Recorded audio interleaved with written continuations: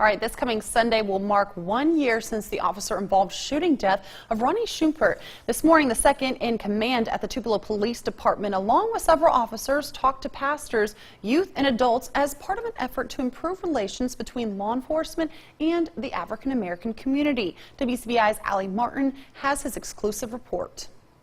Let me see your hand. Although the traffic stop happened years ago, Deputy Police Chief Alan Gilbert will never forget the young man in the backseat of the car and what he did after being repeatedly ordered to show his hands. Let me see your hands. Bang!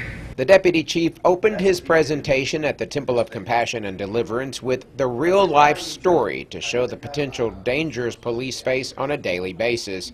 Bishop Clarence Parks brought in Gilbert in an effort to bridge the gap between police and the African-American community. The only thing that pulls down falsehoods is actually people coming together getting information about one another.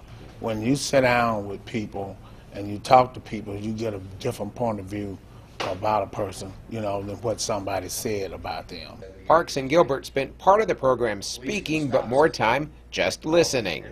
What is the perception, the ordinary perception of a white officer, to a maybe a black man, black woman, or whatever, in their minds? Are they automatically assumed to be the enemy? I don't have enough money to live by the country club, but if I got someone making the block 3 or 4 times, I don't care if he's Hispanic, white, African American, he's looking for something. Gilbert says he appreciates Bishop Parks reaching out to him and opening the lines of communication. Building that relationship where we know each other, where we can pick up the phone and say, hey, how can you help in the community? How can I help? And a lot of times I don't see things the way he sees it or what's going on in his church, and I want to be able to answer those questions.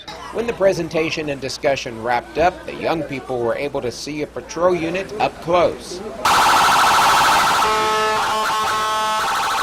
Students say they learned a lot about police work and life skills. They're all not bad and they're here to help us and stuff. I learned about integrity.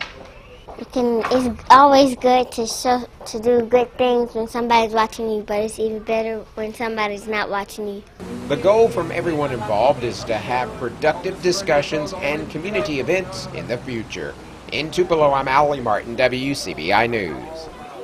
The presentation was held in conjunction with the annual conference for Outstretched Hands International Ministries of Christ, which is based at Temple of Compassion and Deliverance.